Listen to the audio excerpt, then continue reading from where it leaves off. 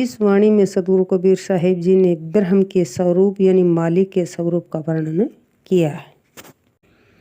साहिब जी की वाणी है, जो पै बीज रूप भगवाना, जो पै बीज रूप भगवाना, तो पंडित का कथी सी ज्ञाना। नहीं तन नहीं मन नहीं अहंकारा, नहीं सत रज तम तीन प्रकारा। विष अमृत फल फले अनेक, वेद रु बोधक हैं तरु एक। कहें कबीर ई है मन माना, कहीं तू छूट कवन उरझाना। तो देखो सतगुरु कबीर साहिब जी कहते हैं कि यदि इस संसार का मूल रूप जो है वो भगवान ही है, तो फिर पंडित लोग ज्ञान के बारे में क्या वर्णन करेंगे। वह परमात्मा न तो शरीर युक्त है, न ही मन युक्त है, और न ही अहंकार युक्त है, और सतव रज और तम तीनों गुणों से भी दूर है।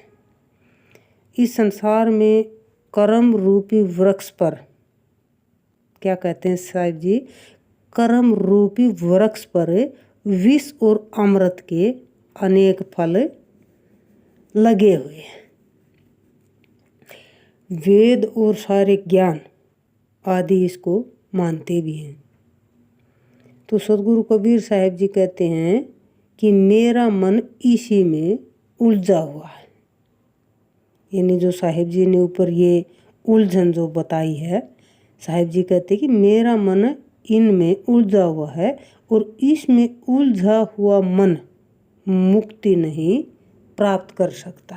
यानी साहिब जी ये कहना चाहते हैं कि इस भौतिक संसार से, इस भौतिक संसार की जो उलझने हैं, माया के रूप हैं, अगर हम उसी में उलझे रहेंगे, इस भौतिक संसार से विमुख होकर मालिक की तरफ आकर्षित न होंगे, तो मुक्ति कैसे पाएंगे। सतगुरु कबीर साहिब जी हमें यही चेताते हैं कि हमें मालिक की तरफ अपना ध्यान आकर्षित करके, मालिक का स्मरण करके, मालिक को हमेशा याद करके। साहिब जी ये नहीं कहते कि काम नहीं करना चाहिए, काम को छोड़ दो और मालिक को हो जाओ, ऐसा भी नहीं कहते साहिब जी कि कर में काम और घट में राम। ये बातें साहिब जी कहते हैं। न साहिब जी किसी के गृहस्थी को छुटवाना चाहते कि घर छोड़ दो, वनों में जाके तपस्या करो तब जाके मालिक प्राप्त होंगे, नहीं, ऐसा भी नहीं बोलते।